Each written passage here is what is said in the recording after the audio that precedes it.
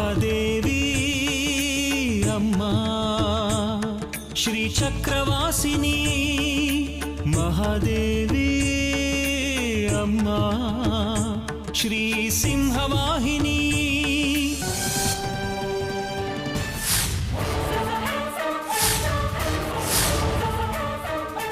ಇನ್ನು ಮುಂದೆ ಕಣ್ಣಲ್ಲಿ ಕಣ್ಣಿಟ್ಟು ಕಾಯ್ಬೇಕು ಈ ಬಲಿಯನ್ನ. ಆಯ್ತು, ನನ್ನ ಕಣ್ಣಿಂದ ತಪ್ಪಿಸ್ಕೊಳ್ಳೋಕೆ ಸಾಧ್ಯನೇ ಇಲ್ಲ.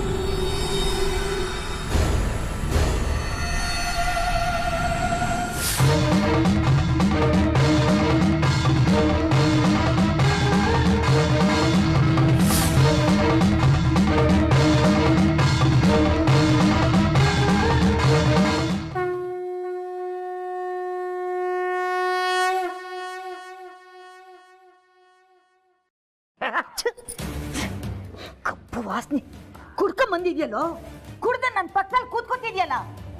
ಎಂಡ ಕುಡಿದ್ರೆ ವಾಸನೆ ಬರ್ತೀನಿ, ಪರಿಮಳನ ಬರುತ್ತೆ. ಓ, ನಿಮಗೆ ಪರಿಮಳದ ವಾಸನೆ ಆಗಲ್ಲ ಅನ್ಸುತ್ತೆ. ಇವತ್ತೊಂದು ದಿವಸ ಸುಮ್ಮನಾಗಿ ಇನ್ನು ದಿನ ಬರ್ತೀನಿ ಊಟ ಮಾಡೋದಕ್ಕೆ. ನಯ ನಾಜುಕಿಲ್ಲ, ಗೂಳಿ ನುಗ್ದಂಗೆ ನುಗ್ತಿದ್ಯಲ್ಲೋ, ಮಾನ ಮರ್ಯಾದೆ ಇಲ್ದವನೆ. ನಾಲ್ಗೆ ಇದೆ ಅಂತ ಅರಿಬಿಡ್ಬೇಡ್ರಿ, ನಮಗೂ ಮಾತಾಡಕ್ಕೆ ಬರುತ್ತೆ. ನನ್ನ ಹೆಂಡ್ತಿನ ನಿಮ್ಮ ಮನೇಲಿ ಇಟ್ಕೊಂಡು ಚೆನ್ನಾಗಿ ದುಡ್ಸ್ಕೊತಾ ಇದ್ದೀರಾ, ಅಂದಮೇಲೆ ನಾನು ಊಟಕ್ಕೆ ಏನು ಮಾಡಲಿ? ಏಯ್, ನಿನ್ನ ಹೆಂಡ್ತಿನ ನಮ್ಮನೇಲಿ ಬಿಟ್ಟು ಹೋಗು ಅಂತ ನಾವು ಹೇಳಿದ್ವಾ? ಒಂದ್ಸತಿ ಹೇಳಿದ್ರೆ ಅರ್ಥ ಆಗಲ್ವೇನೆ ನಿನ್ಗೆ? ಪದೇ ಪದೇ ಹೇಳ್ತಿರ್ಬೇಕಾ? ನಿನ್ನ ಹೆಂಡತಿನ ಕರ್ಕೊಂಡು ಹೋಗು, ಅಲ್ಲೆಲ್ಲ ಹಿತ್ತಲ್ಲಿ ಕೆಲಸ ಮಾಡ್ತಿರ್ಬೇಕು. ಚೆನ್ನಾಗಿ ಹೇಳಿದ್ರಿ ನೀವು. ಯಾಕ್ರಿ ಕರ್ಕೊಂಡು ಹೋಗ್ಬೇಕು ಅವಳನ್ನ? ಅವಳಿಂದ ಏನು ಪ್ರಯೋಜನ ಇಲ್ಲ. ಮೊದಲಿಂದಲೂ ಮಾತು ಇಲ್ಲ, ಕತೆ ಇಲ್ಲ, ಸೇವೆನೂ ಇಲ್ಲ. ಇನ್ನು ಮಕ್ಕಳಂತೂ ಸಾಧ್ಯವೇ ಇಲ್ಲ.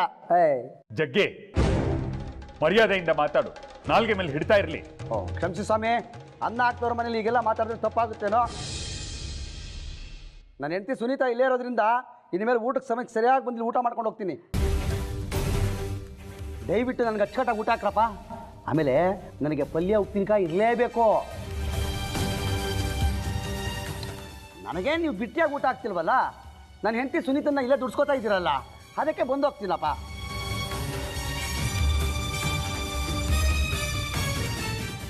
ಆಹಾ, ಸೊಗಸಾಗಿದೆ ಸೊಪ್ಪಿನ ಹುಳಿ. ಸೊಪ್ಪು ನಿಮ್ಮ ತೋಟಿದ್ದೇನೆ.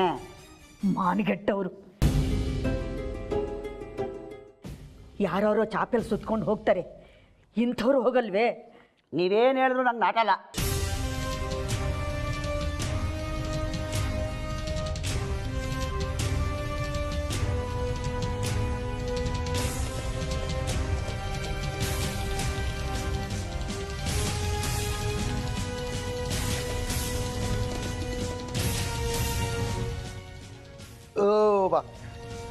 ಭೋಜನ ಪುಷ್ಕಳವಾಗಿತ್ತು.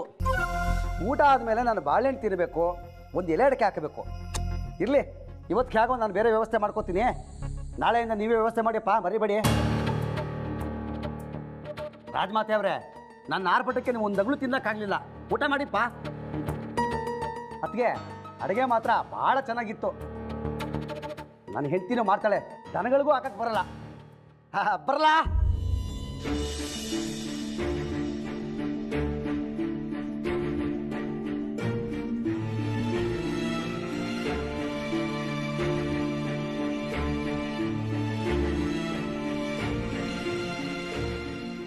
ಅಮ್ಮ, ಜಗ್ಗಿ ಎಂಥವನು ಅಂತ ಗೊತ್ತಲ್ಲ, ಬಿಡು. ನೀನು ಊಟ ಮಾಡು, ಇನ್ನೊಂದು ತಟ್ಟೆ. ಶೇಖರಿ, ಹೇಗೂ ಉಪವಾಸ ಇದ್ದೀನಿ, ಇವತ್ತೊಂದು ದಿವಸ ಉಪವಾಸ ಇದ್ದರೆ ಪ್ರಾಣ ಏನು ಹೋಗೋದಿಲ್ಲ. ಇದನ್ನೆಲ್ಲ ನೋಡಿದ್ಮೇಲೆ ನನಗೆ ಊಟ ಸೇರಲ್ಲ ಕಣೋ. ನಾ ಬರ್ತೀನಿ. ಅಮ್ಮ ನಾರಾಯಣ.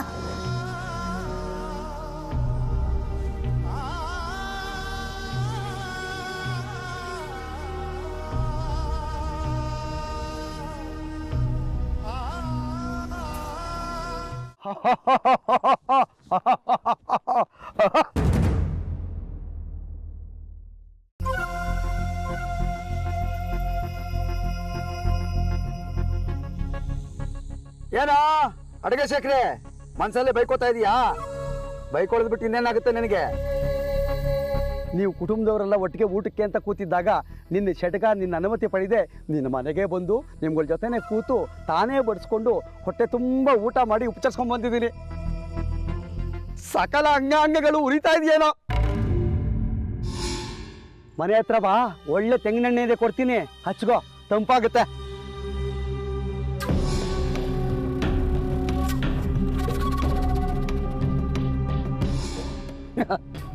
ಒಪ್ಕೋತೀಯಾ ಈ ಜಗ್ಗಿ ವೀರಾಶೂರ ಅಂತ?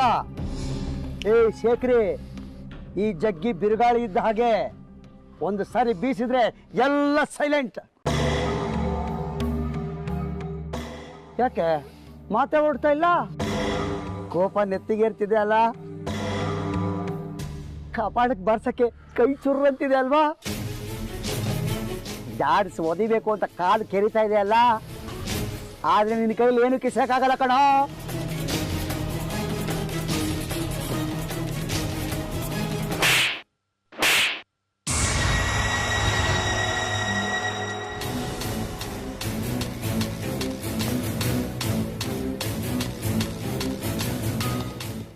ಮುಟ್ ನೋಡ್ಕೊಳ್ಳೋ ಅಷ್ಟು ಜೋರಾಗಿತ್ತಲ್ವಾ?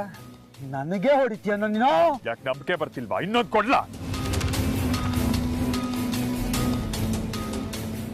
ಎಲ್ಲದಕ್ಕೂ ಒಂದು ಮಿತಿ ಇರುತ್ತೆ ಕಣೋ, ತಾಳ್ಮೆಗೂ ಅಷ್ಟೇ.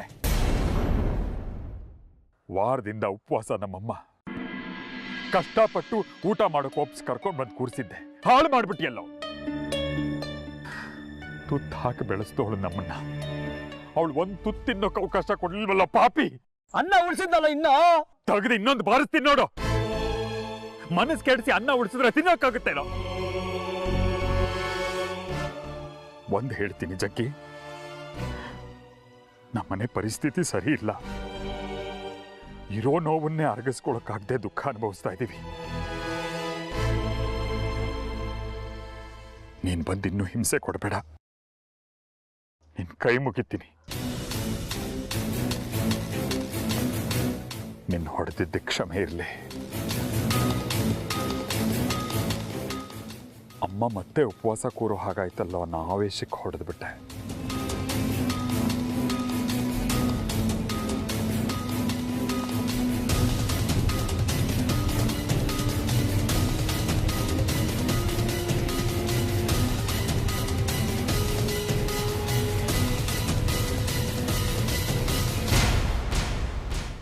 ಬುದ್ಧಿ ಬುದ್ಧಿ ಬುದ್ಧಿ ಬುದ್ಧಿ ಬಿಟ್ಬಿಡಿ ಬುದ್ಧಿ. ಆ ಮಗಿ ಯಾರು ಅಂತ ನನಗೆ ಗೊತ್ತಿಲ್ಲ ಬುದ್ಧಿ. ಬಿಟ್ಬಿಡಿ ಬುದ್ಧಿ, ನಿಮ್ ಕೈ ಮುಗಿದ್ದೆ ಬುದ್ಧಿ. ಗೊತ್ತಿಲ್ವಾ? ಗೊತ್ತಿಲ್ಲ ಅಂದ್ರೆ ಗೊತ್ತು ಮಾಡಿಸೋದು ಹೇಗೆ ಅಂತ ನನಗೆ ಗೊತ್ತು. ಬುದ್ಧಿ,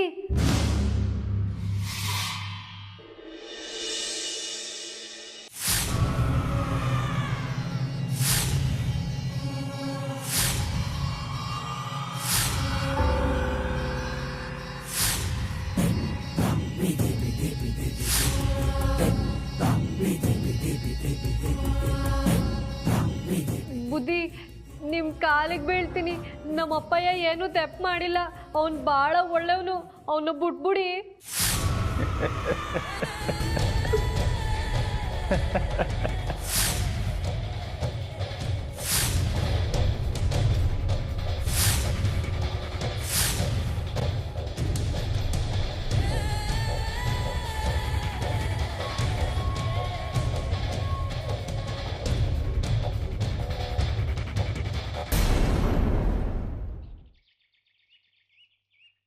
ದೇವು, ಸದ್ಯ ಬಂದ್ಯಾ? ನಿನ್ನನ್ನು ಎಲ್ಲಿ ಹುಡ್ಕೊಂಡು ಹೋಗೋದು ಅಂತ ಯೋಚನೆ ಆಗಿತ್ತು. ಆತಂಕ ಬೇಡ, ನನ್ನನ್ನು ಹುಡ್ಕೋ ಅಗತ್ಯ ಇಲ್ಲ. ನಾನು ಯಾವಾಗ ಎಲ್ಲಿರಬೇಕೋ ಅಲ್ಲಿರ್ತೀನಿ. ಕೊಟ್ಟ ಮಾತಿಗೆ ತಪ್ಪೋನಲ್ಲ ನಾನು. ನಿನ್ನನ್ನೇ ನಂಬಿದ್ದೀನಿ. ನೀನು ನಮ್ಮ ಮನೆ ಒಳಗೆ ಬರೋದೇ ಇಲ್ವಲ್ಲೋ? ಅದಕ್ಕೆ ಇದು ಸಮಯ ಅಲ್ಲ. ಪೂಜೆ ದಿನಾನೇ ನಾನು ನಿಮ್ಮ ಮನೆ ಒಳಗೆ ಕಾಲಿಡೋದು. ದೇವು, ನನ್ನ ಮಗಳ ಬದುಕು ನಿನ್ನ ಕೈಯಲ್ಲಿದೆ. ನಿನ್ನನ್ನು ನಮ್ಮ ಸಹಾಯಕ್ಕೆ ಆ ತಾಯಿ ತ್ರಿಪುರ ಸುಂದರಿನೇ ಕಳಿಸಿದಾಳೆ. ಏನೋ ತುರ್ತು ಕೆಲಸ, ಹೋಮ ಹವನ ಇದೆ ಅಂತ ಕಾರಣ ಹೇಳಿ ಪಾಡ್ಯ ದಿನ ನಮ್ಮನೆ ಪೂಜೆ ತಪ್ಪಿಸ್ಬೇಡ. ದಯವಿಟ್ಟು ನಿನ್ನ ಕೈ ಮುಗಿದು ಕೇಳ್ಕೊತೀನಿ. ಕಿಂಚಿತ್ತು ಆತಂಕ ಬೇಡ, ನಿಶ್ಚಿಂತೆ ಆಗಿರು. ನಾನಿದ್ದೀನಿ. ನಿನ್ನ ಮಗಳು ಇನ್ನು ನನ್ನ ಜವಾಬ್ದಾರಿ. ಅವಳು ನನಗೂ ಮಗಳಿದ್ದಾಗೆ. ಒಂದು ಮುಖ್ಯವಾದ ವಿಚಾರ ಹೇಳಬೇಕು ಅಂತ ಬಂದೆ. ಏನದು? ಏನಾದರೂ ಸಿದ್ಧತೆ ಮಾಡ್ಕೋಬೇಕಾ? ಅಮಾವಾಸ್ಯೆಗೆ ಒಂದು ಪೂಜೆ ಇದೆ. ಅದನ್ನು ಮುಗಿಸ್ಕೊಂಡು ಬಂದು ಮಾರನೇ ದಿನ ನಿಮ್ಮ ಮನೇಲಿ ಪೂಜೆ ಮಾಡ್ತೀನಿ. ಇದ್ರ ಬಗ್ಗೆ ಚಿಂತಿಸ್ಬೇಡ. ನಾನು ಹೇಳ್ದಂಗೆ ಮಾಡು. ಗಮನ ಇಟ್ಟು ಕೇಳು. ಇದು ಬಹಳ ಮುಖ್ಯ. ಇಲ್ಲಿ ತಪ್ಪಿದ್ರೆ ಎಡವಟ್ಟಾಗುತ್ತೆ. ಸರಿಪಡ್ಸಕ್ಕಾಗ್ದಿರೋಷ್ಟು ಹುಷಾರ್. ಇನ್ನೇನಾದರೂ ಸಮಸ್ಯೆ ಇದೆಯಾ? ಮತ್ತೊಮ್ಮೆ ಹೇಳ್ತಾ ಇದ್ದೀನಿ, ಬರೋ ಅಮಾವಾಸ್ಯೆ ತುಂಬ ಕರಾಳವಾದದ್ದು, ತುಂಬ ಕ್ರೂರ. ಕಂಟಕ ಇರೋರಿಗೆ ಹೆಚ್ಚು ಅಪಾಯ. ಅದರಲ್ಲೂ ವಿಶೇಷವಾಗಿ ಸುಂದರಿಗೆ.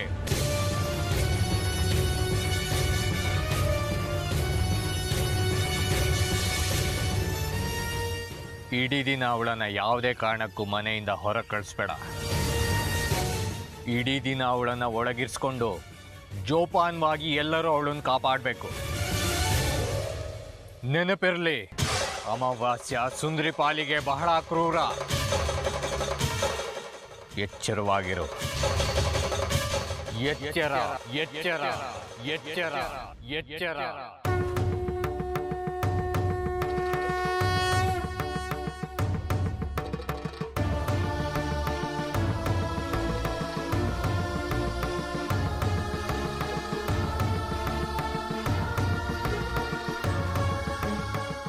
ಸುಂದರಿ ಜೊತೆಗೆ ಇದು ನಮಗೂ ಅಗ್ನಿ ಪರೀಕ್ಷೆ.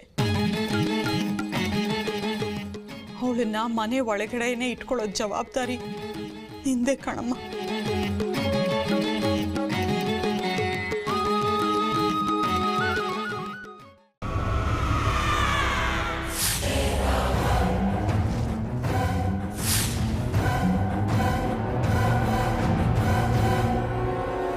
ರಾಜೇಶ, ಪೇಟೆಗೆ ಹೋಗಿ ನಾನು ಹೇಳಿದೆ ಅಂತ ಭುಜಂಗ್ ಶೆಟ್ರ್ ಹತ್ರ 10,000 ರೂಪಾಯಿ ತಗೊಂಡು ಬಾ. ಹೋಗಿ. ಸರಿ ಸರ್. ಏ ಪ್ರಕಾಶ, ಸರ್, ಹಳ್ಳಿ ಎಲ್ಲ ಶಾಂತವಾಗಿದೆಯಾ ಇಲ್ಲ ಕುಡಿದು ಗಲಾಟೆ ಮಾಡ್ತಿದ್ದೀರಾ? ಹೋಗಿ ನೋಡ್ಕೊಂಬ. ಸರಿ ಸರ್. ಆವಾಗಿಂದ ನನ್ನನ್ನು ಯಾಕೆ ಇಲ್ಲಿ ಕೂರ್ಸ್ಕೊಂಡಿದ್ದೀರಾ? ಅಪ್ಪಯ್ಯನ ಬುಟ್ಪುಡಿ ಬುದ್ಧಿ. ಬಿಡೋಣ, ಆತ್ರ ಯಾಕೆ? ಏನಿನ ಹೆಸರು? ಜಾಜಿ. ಇಟ್ಟಿದ್ದ ಕರೆಯೋದ? ನನಗಿರೋದು ಒಂದೇ ಹೆಸರು, ಜಾಜಿ. ನನ್ನ ಕಂಡ್ರೆ ಭಯಾನ? ಅಪ್ಪಯ್ಯಂಗೆ ಬಿಸಿಲು ಮಾರಿಗೆ ಅಷ್ಟೇ ನಾನು ಎದುರೋದು. ಪರವಾಗಿಲ್ಲ, ಜೋರಾಗೇ ಇದೆಯಾ? ಆ ತಮಟೆ ಬರ್ಸೋನ್ ಮಗಳ ನೀನು. ಅವನು ನೋಡಿದ್ರೆ ಸೀಕಳು ಕೋತಿ ಇದ್ದಂಗಿದ್ದಾನೆ. ನೀನು ನೋಡಿದ್ರೆ ಬೆಳದಿಂಗ್ಳಿದ್ದಂಗಿದ್ಯಾ. ಹೆಂಗಿದು? ನಿಮ್ಮಮ್ಮನೂ ಬೆಳಗಿದ್ಲ? ಇರಲೇಬೇಕು, ಇಲ್ಲಾಂದರೆ ನೀನು ಬೆಳಗಿರೋಕ್ಕೆ ಹೇಗೆ ಸಾಧ್ಯ?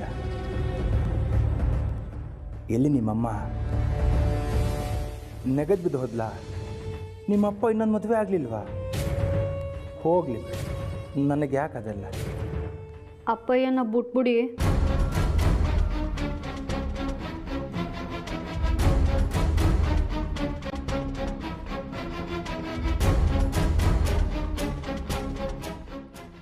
ನಾವಸಿ ಅಪ್ಪಯ್ಯನ ನೋಡ್ಬೋದಾ? ಅವನ್ ತಾವು ಮಾತಾಡ್ಬೋದಾ?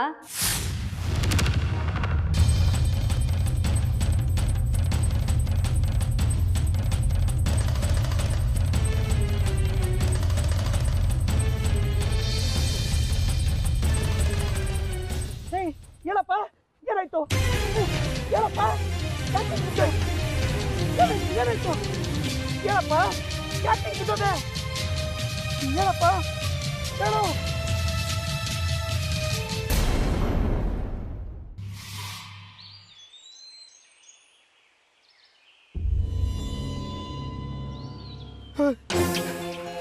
ಶಾರಲಾ ನೀವು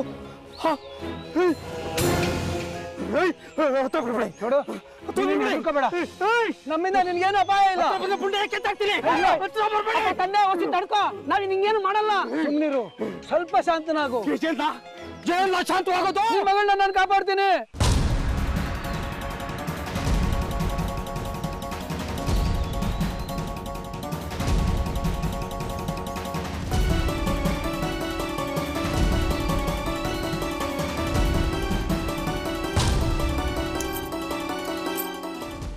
ಯಾರೆಲ್ಲ ನೀವು ಇಲ್ಲೇನ್ರೆಲ್ಲ ಮಾಡ್ತಿದ್ದೀರಿ? ಇಲ್ಲೇ ಪಕ್ಕದೂರ್ನವರು ಆಯುರ್ವೇದ ಔಷಧಿಗೋಸ್ಕರ ಬೇರು ಅದು ಇದನ್ನ ಹುಡ್ಕೊಂಡು ಹೊರಟಿದ್ದೀವಿ ನಾವು.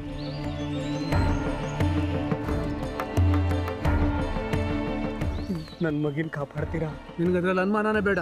ಇವ್ರು ಹೇಳಿದ್ಮೇಲೆ ಮುಗೀತು. ಖಂಡಿತ ನಿಮ್ಮ ಮಗಳಿಗೆ ಕಾಪಾಡ್ತಾರೆ. ನನ್ನ ಮಗಿ ಅಪ್ಪ ಕಂದ ಕಣ್ರಪ್ಪ ಹೆಣ್ಮಕ ಮಾರಿಗುಡಿ ಹತ್ರ ಒಬ್ಬಳೆ ಸಿಕ್ಕಾಕೊಂಡ್ಬಿಟ್ಟವಳೆ.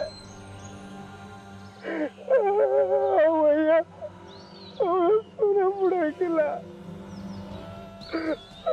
ಬಿಡ್ತಾರೆ. ನನ್ನ ಮಗಿನ ಅರ್ಧ ಮುಖ ಹೊಡ್ತಾರೆ. ಅವ್ರ ಪ್ರಾಣವ ತೆಗಿತಾನೆ ಮುಂಡೆ ಮಗ. ನೀವು ನನ್ನ ಮಗಿ ಪ್ರಾಣವ ಕಾಪಾಡಿರ ಕಾಪಾಡ್ತೀನಿ ಅಂತ ಹೇಳವ್ರೆ. ಕಾಪಾಡ್ರಪ್ಪ, ನನ್ನ ಮಗಿ ಪ್ರಾಣನ ಕಾಪಾಡ್ರಪ್ಪ. ಕೊನೆವರೆಗೂ ನಿಮ್ಮನ್ನು ಚೇತ ನಡ್ಕೊಂಡು ಇದ್ಬಿಡ್ತೀನಿ. ನನ್ನ ಮಗಿನ ಕಾಪಾಡ್ರಪ್ಪ,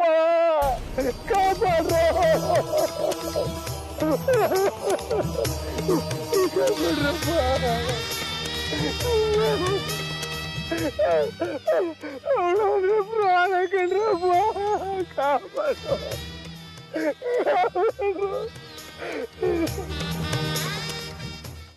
ಎಲ್ಲ ಸಿದ್ಧವಾಗಿದೆ ವಿರೂಪಾಕ್ಷ ಶಾಸ್ತ್ರಿ. ಇನ್ನು ಬಲಿ ಒಂದೇ ಬಾಕಿ. ಅದೊಂದಾದ್ರೆ ಶ್ರೀಚಕ್ರ ನಮ್ಗೆ ದಕ್ಕಿದ ಹಾಗೆ. ಶ್ರೀಚಕ್ರವನ್ನು ಪಡ್ಕೊಳ್ಳೋದಕ್ಕೋಸ್ಕರ ನಿನ್ ಜೊತೆ ಕೈ ಜೋಡಿಸಿದೆ. ಏನೆಲ್ಲ ಆಗೋದು? ನನ್ನ ಇಷ್ಟು ವರ್ಷದ ದೈವಿಕ ಜೀವನದಲ್ಲಿ ಹೋಮ ಹವನಗಳನ್ನ ಮಾಡಿದ್ದೀನಿ, ವಾರಾನುಗಟ್ಲೆ ಉಪವಾಸ ವನವಾಸ ಮಾಡಿದ್ದೀನಿ, ಅಮ್ಮನವರಿಗೆ ಎಂತೆಂಥ ಅಲಂಕಾರನ ಮಾಡಿದ್ದೀನಿ. ಆದ್ರೆ ಬಲಿ ಕೇಳುವಂತ ಪೂಜೆಯನ್ನು ನಾನು ಮಾಡಿರಲಿಲ್ಲ. ಅದಕ್ಕೆ ನಾನು ವಿರುದ್ಧವಾಗಿದ್ದೆ. ಅದೀಗ ಶ್ರೀಚಕ್ರದ ಆಸೆಗೆ ಬಿದ್ದು ಅದಕ್ಕೂ ಒಪ್ಕೊಂಡಿದ್ದೀನಿ. ಅಮ್ಮನವ್ರಿಗೆ ಇದೆಲ್ಲ ಇಷ್ಟು ಇಲ್ವೋ ಏನು? ನಿನ್ಗೆ ಪಾಪ ಅನ್ಸ್ಬೋದು ಬಲಿ ಪೂಜೆ, ಆದ್ರೆ ಅದೇ ನಮ್ಗೆ ಶಕ್ತಿ ಪುಣ್ಯ ತಂದ್ಕೊಡೋದು.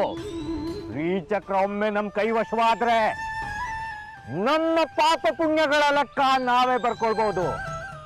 ಆಗ ನೀನು ನಿಮ್ಮಮ್ಮನವ್ರಿಗೆ ಹೆದ್ರು ಅವಶ್ಯಕತೆ ಇಲ್ಲ. ನನ್ನ ಜೀವಿತ ಅವಧಿಯೆಲ್ಲ ಅಮ್ಮನವ್ರ ಪೂಜೆ ಮಾಡ್ಕೊಂಡು ಬಂದಿದ್ದೀನಿ. ಶ್ರೀಚಕ್ರ ಪಡ್ಕೊಳ್ಳೋದಕ್ಕೋಸ್ಕರ ಅಮ್ಮನವ್ರ ಆಶೀರ್ವಾದ ಕೇಳಿದವ್ ನಾನು.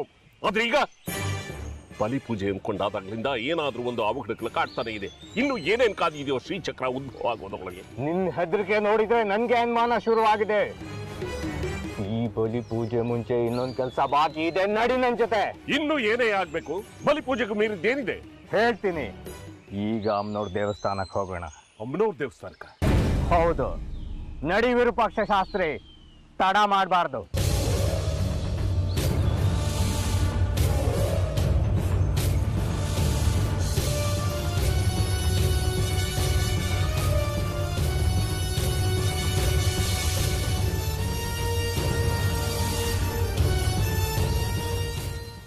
ಏನಾಗಿರ್ಬೋದು ಅನ್ಸುತ್ತೆ ನಿಂಗೆ? ಏನು ಅನಾಹುತ ಆಗಬಾರ್ದು ಅಷ್ಟೇ. ನನಗಂತೂ ಆ ಇನ್ಸ್ಪೆಕ್ಟರ್ ನೋಡಿದ್ರೆ ಕೈ ಕಾಲೆಲ್ಲ ನಡ್ಕ ಬರುತ್ತೆ. ದರಿದ್ರ ಮನುಷ್ಯ ಅವನು, ಹೆಣ್ಣು ಬಾಕ.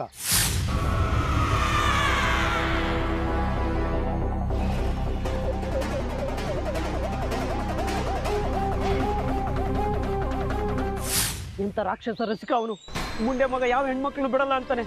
ಈಗ ನಾವು ಹುಡುಕ್ತಿದ್ದು ಹುಡುಗಿ ಜಾತಿ ಒಳಗೋಗಿದ್ದಾಳೆ. ಮುಂದೆ ಒಟ್ಟು ಕೊಟ್ಟು ಬೇಡ, ಸ್ವಲ್ಪ ಬಾಯಿ ಮುಚ್ಕೊಂಡಿರು. ನಾನು ಬಾಯಿ ಮುಚ್ಕೊಂಡಿದ್ರು ಒಂದೇ ಬಿಟ್ಟರು ಒಂದೇ. ಅಲ್ಲಿ ಆ ರಾಕ್ಷಸ ರಸಿಕಾ ಆ ಹುಡುಗಿನ ಕೆಡಿಸಿದ್ರೆ ಅವಳು ಪಾವಿತ್ರ ಹಾಳಾಗುತ್ತೆ.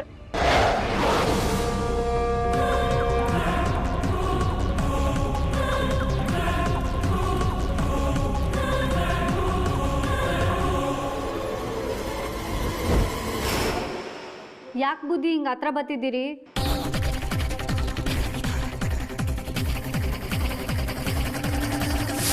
ಅಲ್ಲಿಗೆ ಜಾಜಿ ಬಲಿ ಕೊಡಕ್ಕೆ ಅರ್ಹತೆ ಕಳ್ಕೊತಾಳೆ. ಆಮೇಲೆ ನಾವು ಬೇರೆ ಬಲಿನ ಹುಡುಕ್ಬೇಕು. ಅಯ್ಯೋ ದೇವ್ರೆ, ನನ್ನ ಕೈಲಾಗಲ್ಲಪ್ಪ ಮತ್ತೊಂದು ಸಾಹಸ. ಜಾಜಿ ಪಾವಿತ್ರ ಕಳ್ಕೊಳ್ಳೋಕೆ ಬಿಡೋ ಹಾಗಿಲ್ಲ. ಹಾಗೇನಾದರೂ ಆದರೆ ಗುರುಗಳು ನನ್ನ ತಲೆ ಕಡಿತಾರೆ. ನಿನ್ನ ಹಣೆ ಬರ ಅಷ್ಟೇ, ನೀನು ಆಯ್ಸು ಅನ್ಕೋ. ಅದಕ್ಕೆ ನಾನೇನು ಮಾಡೋಕ್ಕಾಗುತ್ತೆ? ಆ ಹುಡುಗಿ ಬದಲು ನಿನ್ನ ಬಲಿ. ಆದರೆ ಅದರಿಂದ ನಿಮ್ಮ ಗುರುಗಳಿಗೆ ಶಕ್ತಿ ವಾಪಸ್ ಬರಲ್ಲ ಅಷ್ಟೇ. ಯೋಚನೆ ಮಾಡಬೇಡ, ಎಲ್ಲದಕ್ಕೂ ಜೊತೆಲೇ ಇರ್ತೀವಿ. ಮೊದಲು ನಿನ್ನ ತಲೆ ಬಲಿ, ಆಮೇಲೆ ನಂದು. ಹೌದೌದು, ಮೊದಲೇ ನಿಮ್ಮ ಗುರುಗಳು ತಲ್ತಿರ್ಕ. ಹಿಂಗೆ ಮಾಡೋ ಸಾಧ್ಯತೆಗಳು ಜಾಸ್ತಿ. ಹಂಗೇನಾದ್ರು ಮಾಡ್ಬಿಟ್ರೆ ನನ್ನ ಹೆಂಡತಿ ಮಕ್ಳ ಗತಿ. ಅಯ್ಯೋ, ಎಲ್ಲ ನನ್ನ ಕರ್ಮ. ನನ್ನ ಕತೆ ಬಿಡು, ಪಾಪ ಆ ಹುಡುಗಿ ಕತೆ ನೋಡು. ಈಗ ನಾವು ಅವಳನ್ನ ಕಾಪಾಡಿದ್ರು ಕುದಿಯೋ ಬಾಂಡ್ಲಿಂದ ಉರಿಯೋ ಬೆಂಕಿಗೆ ಬಿದ್ದಂಗೆ ಆಗುತ್ತೆ. ಏನಂಗಂದ್ರೆ ಮಾರಿಗುಡಿ ಅವಳು ಶೀಲನ ಹಾಳು ಮಾಡಿ ಬಿಸಾಕಿದ್ರೆ ಅವಳು ಜೀವ ಉಳಿಸ್ಕೊತಾಳೆ. ಒಂದು ವೇಳೆ ಅವಳು ಕಷ್ಟಪಟ್ಟು ಅವನಿಂದ ಶೀಲ ಕಾಪಾಡ್ಕೊಂಡು ಹೊರಗೆ ಬಂದರೆ ನಮ್ಮಿಂದನೇ ಜೀವ ಕಳ್ಕೊತಾಳೆ. ಒಟ್ಟಿನಲ್ಲಿ ಅವಳು ಗ್ರಾಚಾರ ಅಷ್ಟಕ್ಕಷ್ಟೇ.